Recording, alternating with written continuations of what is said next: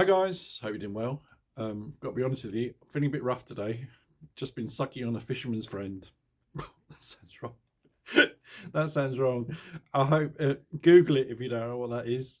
Don't Google sucking on a fisherman's friend. Just just Google fisherman's friends. They're like lozenges. Oh, that reminds me actually. I'm going to tell you a story. It's just come to me. Do you remember the sweets, the menthol sweets called Tunes? They did cherry ones, little red sort of square boiled menthol sweets. They came in a tube or a packet. I don't know if they still do them, but I used to eat a lot of those. I used to get sore throats a lot, just for your info. And one day I had a really bad fever. I was really bunged up, and I spent the morning sucking on these Tunes, and then my other half. This was a long time ago. This was a long time pre-COVID, post-bubonic plague. Between those two times, my other half told me you've got to go to the doctors. You might have tonsillitis or something. So went down to the doctors. This is a true story. Went in to see the doctor. Walked in. The doctor said, "Big Willie." I said, "Yeah, I do, but that's not why I'm here." That's not the story. That was just a joke. Is it wrong that I laugh at myself? You guys laugh at me, so I'm allowed to laugh at myself. I walked in. I've been sucking these cherry Tunes all morning, and I said, "Doctor, it sounds like a joke, but it's not. My throat is so sore. I feel really rough." And she said, "Open your mouth and stick out your tongue and go ah." And I did, and she recoiled and went, "Oh my God." And I thought, this is it, beginning of the end. I said, "What's the matter?" She said, "Your tongue is red raw." This is true. I said, "I've just been sucking on a tune." And she said, "Ah, that would make sense." You know how you lose faith with someone straight away? I thought, you can't even tell. Anyway, just reminded me of that. Guys, today's video is about, I have to stop and say, I've pulled myself together, sorry. Today's video is really for a couple of you that have emailed me. I'm getting so many emails nowadays, and I love it. I mean, you're sending me pictures of your bikes. Jay has sent me every single picture of every single cat he's got. He's got 12. He sent me an email for each cat. I love you, Jay. So I'm getting lots and lots of emails, and a few of you, I think 3 or 4 of you, have said I'm gonna get either a Scram 411 or a Classic 350. And Gary, who emailed me yesterday, and I've had a long conversation with him, he kind of wants to know the differences. I mean, there are differences. I would have said a lot of differences, even though they're both Royal Enfield bikes, and they're both single cylinders. I mean, that's really where the similarities end. Yeah, I think really. So what I'm going to do is I'm going to do a cold start on both of them. I haven't started either bike today. I'm going to do a cold start on them both, and then just run through what I love about both of them. And really, I've always said this all along, I've made the mistake of not doing this. If you like a bike, test ride it. You have to test ride it. Don't go by, well, I don't do reviews, but don't just go by reviews, because everyone is different. And the only way you will absolutely 100% know that if the bike's for you is if you can take it out for a long test ride, if possible, more than sort of half an hour. If you can take it out for a couple of hours, then that's the best way of finding out, I think. So take what I say with a pinch of salt. I know you do anyway. but this is my findings, if you like, and what I love about both the Scram 411, and I'm still shocked that I love that bike so much, and the Classic 350, and why I'm on my 3rd Classic 350. Soon I'll be on my 4th, because I will get another one. But let me spin the camera around anyway. Right, let's start with the Classic 350.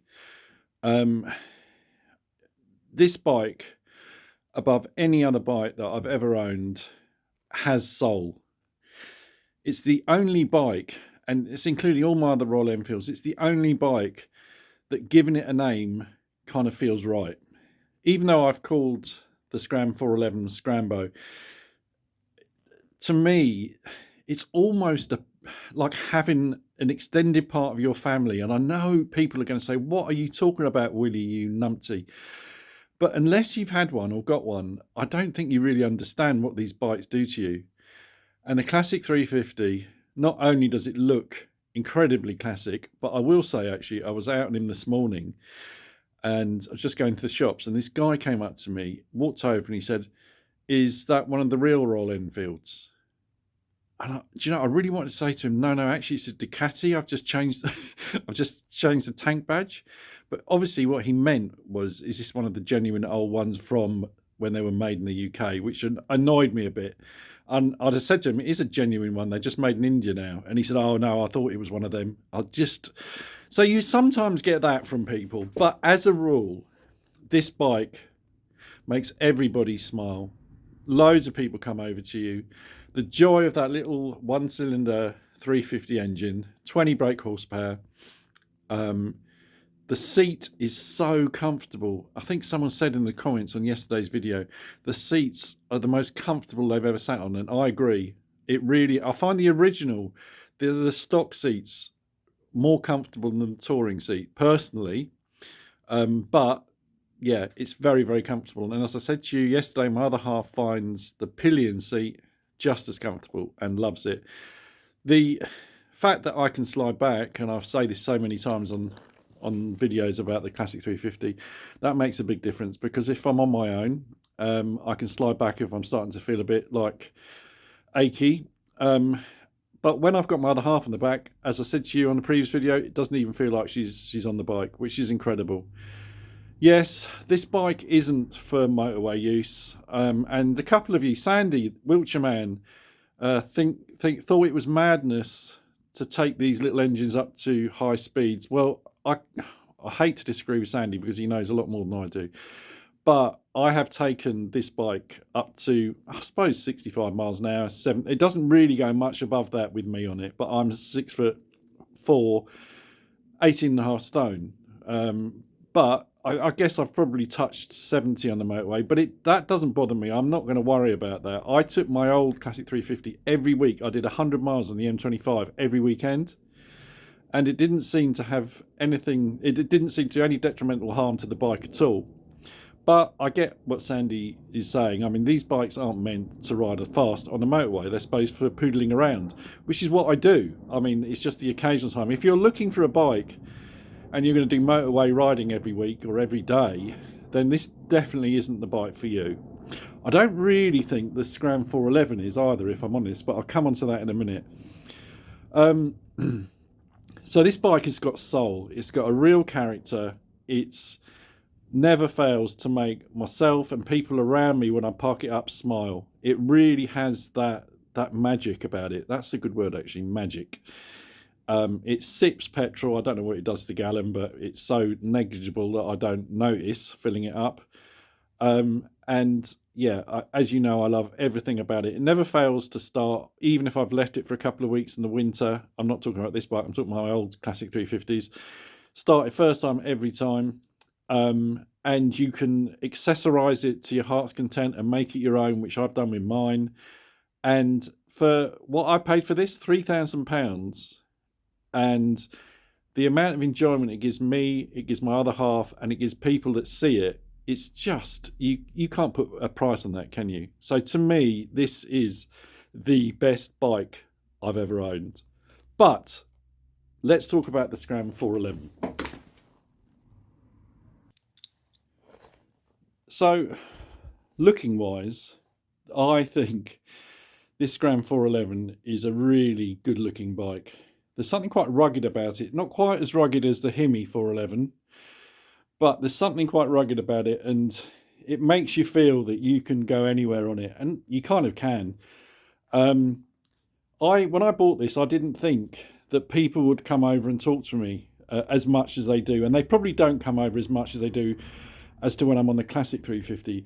But I've had quite a few people coming over and talking about this bike, interested in it, and if they still make it and how much it costs. And I think it's because it looks so good. It's a 411cc. I don't know what the brake horsepower is. I think it's a bit more, 24 is it, or 25?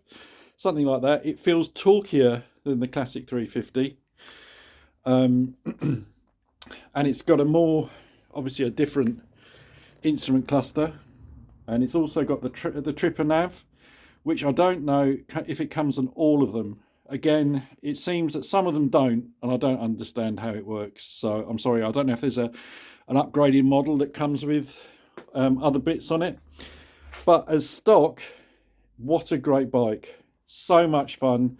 Cruise at 65 easily, absolutely no problem. I've done it many a time on this bike. It's a joy in the twisties. You can really open him out and have a lot of fun. If you're tall, the seat, which is a kind of disguise now, dips right down. The rider's part is a lot lower than the pillion pad. But I filled it out with a seat cover or a seat pad, thanks to my mate Stu. And then I bought this sheepskin cover to put over the top.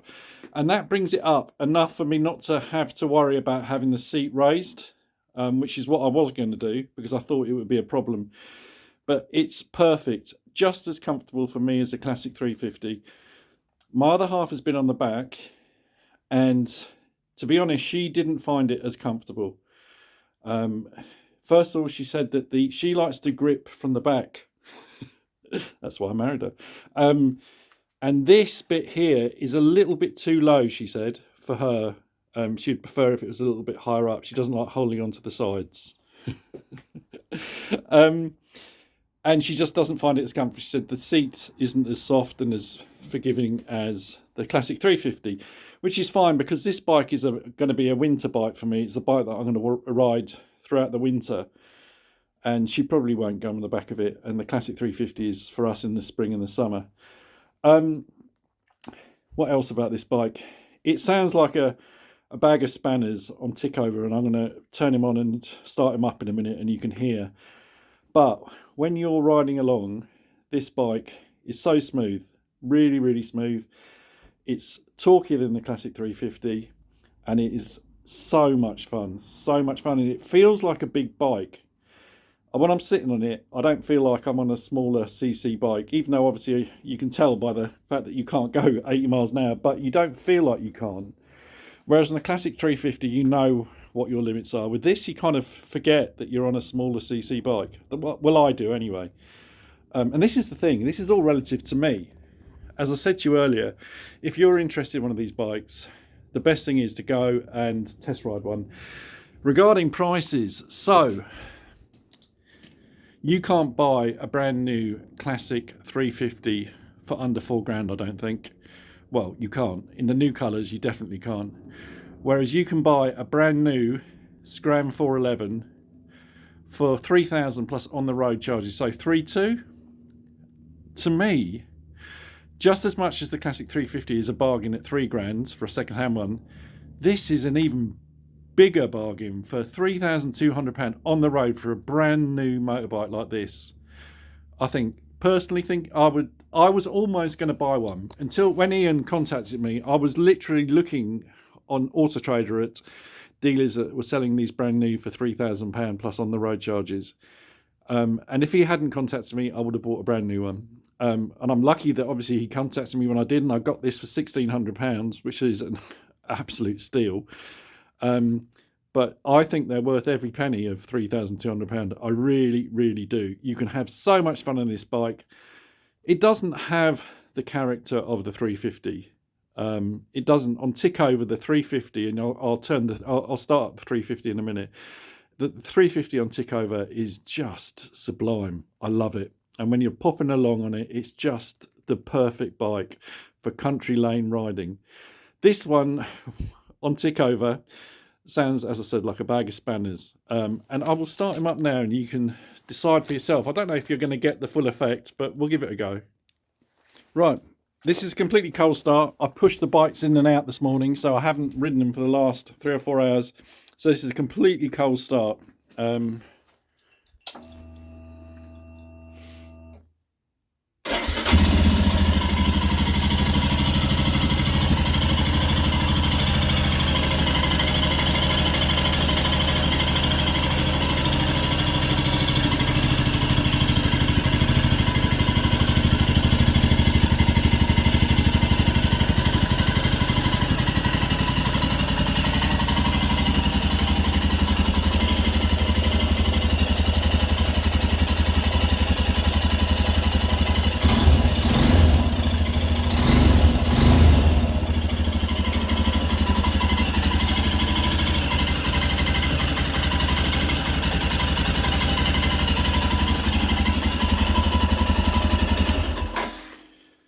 There you go. That's what he sounds like. Started up from cold. I mean, it's not the nicest of engine noises, but when you're on the road on this bike, it is, trust me, so smooth. Right, let me spin, or let me change the bikes around. I'll get the classic 350 in here and do us a cold start up on him on only 2, and you can hear how he sounds. Sorry, my voice is just about to go, so I need to be quick. Yeah, I don't care what anyone says. These are stunning looking motorbikes. Yeah, I just absolutely love the look of them. I've got to say, I've got to stop saying absolutely. I've noticed I say it all the time, and it's very annoying. It's annoying me, so it must annoy you. So the other thing is obviously the seat height on the classic 350 is a lot lower than it is on the Scram 411. But you can find all that information out online. I don't do reviews. I'm just kind of trying to compare the two bikes that I've got because a couple of you have asked. So let's hear the beautiful sound. And this again is a cold start. I've pushed both these bikes in and out of the garage without starting them. And that's another plus. They're light enough to move about quite easily.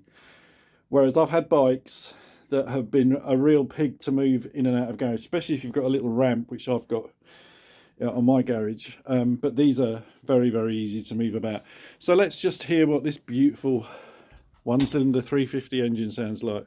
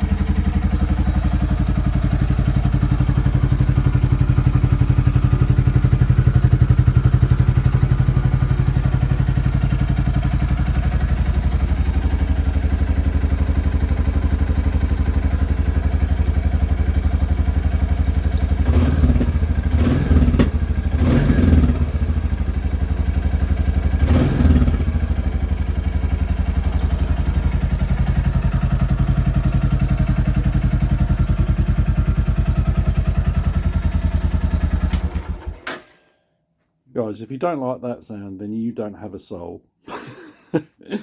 Honestly, I could sit in this garage and listen to that without actually having to ride it. In fact, during the winter, I might do that. Anyway, guys, at the end of the day, they are both very different bikes, in as much as they look very different. But they are similar in as much as they're both Royal Enfields, they're both single cylinders, and they both make you smile.